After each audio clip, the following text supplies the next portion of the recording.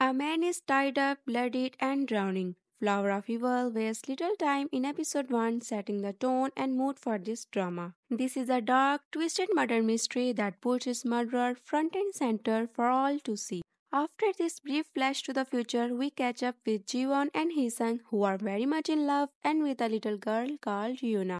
Together, they invite their in-laws over to celebrate Heesung's 39th birthday. The reception they receive, though, is frosty to say the least. After blowing out the birthday candles, Heesung speaks to his parents about his relationship. They call her dumb for not suspecting anything, especially given she's a cop, and it soon becomes apparent that Heesung is involved in something dark. He tells them not to worry though as Jiwon leaves to head up to the station. A boy was found unconscious with a serious head injury in an apartment block. In-seo is a 12-year-old child whose first words were, "It was dead."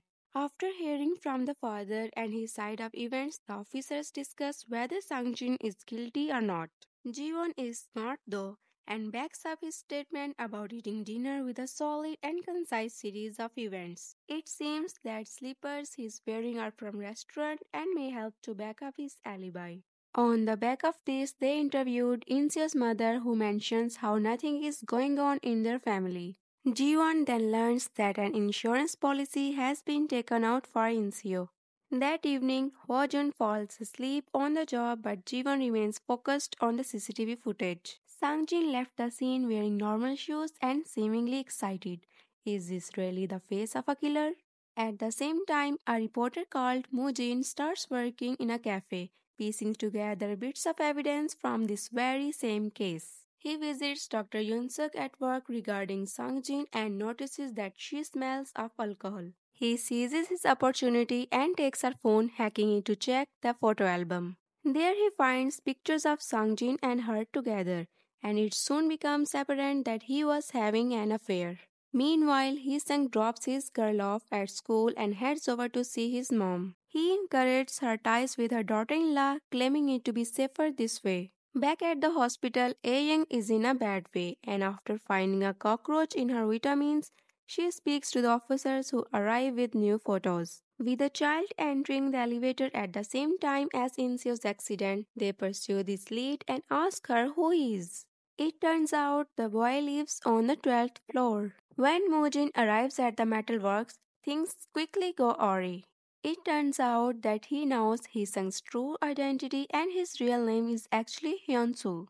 As tensions rise between the two, he invites the reporter to have tea with him. It turns out they grew up on the same neighborhood together, but Mujin is clearly nervous.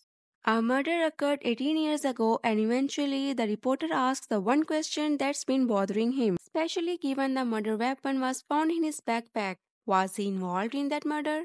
After asking if he is married and details about his job, Hee-sung smiles. I guess that means you have flexible hours? After closing the blinds and turning on music, Hee-sung makes his move. Meanwhile, Ji-won visits little Ji-hoon, the child from the CCTV footage, and learns the true events of what happened. His dog disappeared down the stairs and started barking at Inseo. Because the dog bit him one time, Inseo was afraid and backed up, slipping down the stairs. Jiwon heads to the pharmacy and learns the truth about vitamin pills. With this newfound knowledge, she heads back to the hospital and speaks to Inseo. He was the one who put the cockroach there as he wanted her to stop taking the pills. As he talks to Jiwon about what happened, we cut back in time and see that Sangjin was drugging A-young to prevent her from being so suspicious of his affair. With Sangjin arrested for his part in all of this, Jiwon contemplates whether A-young was really that oblivious to what was going on.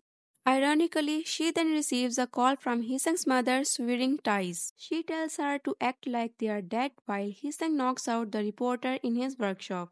When Jiwon heads back home, Hee-sung is there and acting normally, laughing and joking with Yuna. As the camera pans downstairs, we see Hee-sung has left Mujin in his workshop alone and tied up, which is where the episode ends.